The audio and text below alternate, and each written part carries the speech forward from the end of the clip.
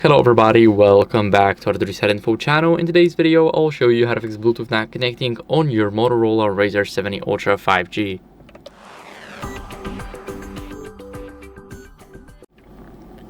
So first, what you guys want to do is toggle the Bluetooth off and on in the settings. So we're going to go over and open up settings.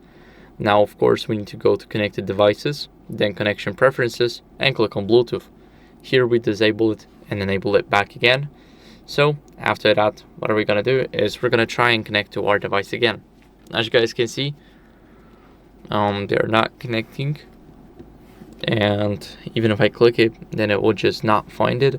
So what we want to do is we want to click on the gear icon and click on forget. Now we're going to be forgetting the device, and of course what we're going to do now is we're simply going to press on the case so that it is pairing. You need to do the same thing here, press on pair new device, and as soon it should pop up here.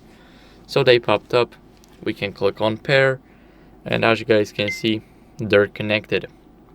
But if it's not working for you, then what you guys want to do is restart the phone and the Bluetooth device. So to restart the phone, you press the power button and volume up button and tap restart. But for the AirPods, all I do is just close the case and wait for the light to go out. And now we're waiting for the phone to turn back on, so I'll see you guys in a second.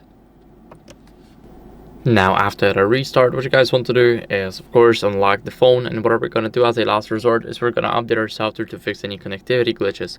So go to settings, and here in the settings we need to swipe down until we see system updates, and here we need to check for updates. Of course, make sure that you're connected to the Wi-Fi. And now let's go back, click try again, and make sure that everything looks good for you and you're using the latest software. If not, then I recommend you updating, because it's very important to get rid of any old glitches on your device.